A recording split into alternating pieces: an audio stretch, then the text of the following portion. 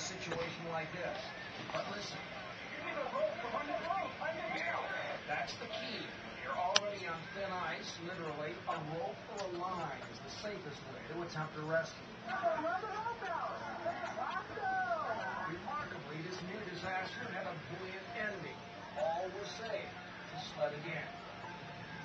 Maybe it's the cold that freezes out common sense. Because the other day we were out there practicing, there was a lady pushing a baby in carriage out on the ice, and then asked her please to get off the ice. Two young men lucky to be alive, but just this week in Central Park, 2 more people fell through the ice. Dad, 2 people at Central Park fell through the ice.